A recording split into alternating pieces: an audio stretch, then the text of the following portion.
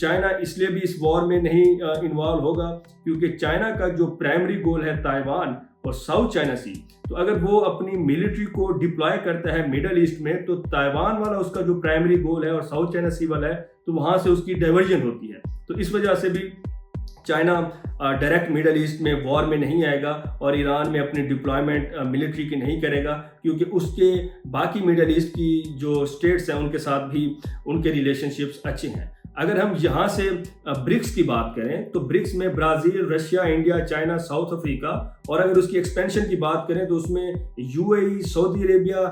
ایران بھی ہے. تو اگر ہم اس برکس کے انالیسس سے دیکھیں تو چائنا کا نہ صرف ایران کے ساتھ اچھے تعلقات بلکہ باقی اسٹیٹس کے ساتھ بھی ہیں. لیکن اگر ہم اس کی جیو پولیٹیکل امپیکٹس کو دیکھیں تو برکس کے لیے یہ ایک کہیں نہ کہیں پر فیلئر ہو سکتا ہے، کیونکہ جب سے ایران نے ریٹیلیشن کی تو ایران نے نہ صرف اسرائیل کے اوپر ریٹیلیٹ کیا بلکہ میڈل ایسٹ میں سعودی عربیہ پر ریٹیلیٹ کیا، کویت میں کیا، یو اے میں کیا، بحرین میں کیا. تو ہمیں اگر ہم اس کے جیو پولیٹیکل امپیکٹس کو دیکھیں تو ہمیں نظر آتا ہے کہ یہ ایک فریگمنٹیشن ہو گئی ہے مسلم اسٹیٹس میں. کہیں ایسا لگتا ہے کہ مسلمانوں کو لڑوانے کی کوشش کی گئی ہے یو ایس اے اور اسرائیل کی طرف سے تاکہ یہ آپس میں ہی الجھے رہیں، اور جو اسرائیل کی جو ایکسپینشنسٹ پالیسی ہے، جو وہ پیلسٹائن کی طرف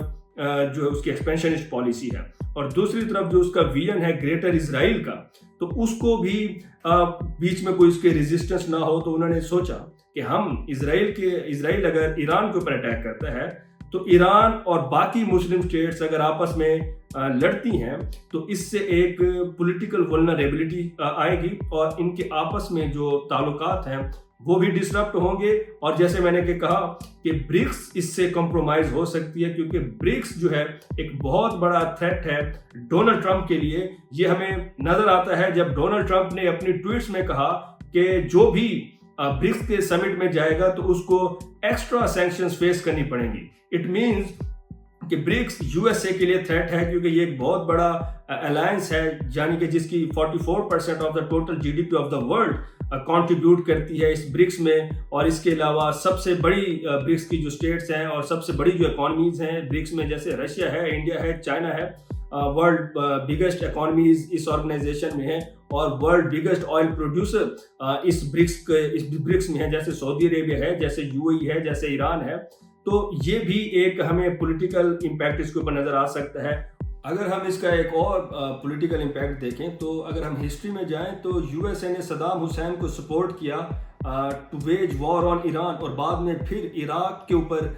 وار کی. تو ہمیں ایک نظر آتا ہے اس کے بعد امپیکٹ کیا ہوا، اس کے بعد ریپرکشنز کیا ہوئیں. تو ہم نے دیکھا کہ ایکسٹریمسٹ گروپ جسٹ لائک القاعدہ وہاں سے پروڈیوس ہوا. دوسرا ہم اگر دیکھیں کہ افغانستان میں جب یو ایس اے نے اٹیک کیا تو ہمیں طالبان نظر آئے یو ایس اے کی انٹرونشن کے بعد. اب ایران کی باری ہے، تو اگر آپ ایران کے اوپر اٹیک کریں گے تو کیا اس طرح کے ایکسٹریمسٹ گروپس نظر آئیں گے یا اس طرح کی کوئی پولیٹیکل انسٹیبلٹی نظر آئے گی جو ریجن کے لیے ایک پولیٹیکل انسٹیبلٹی ہوگی، ریجن میں ایک کیوس ہوگا، ریجن میں ایک سیکیورٹی ڈائلما ہوگا. کیونکہ یہ جو ورلڈ آرڈر ہے یہ سیکیورٹی سے نہیں بلکہ انسیکیورٹی سے بنا ہوا ہے.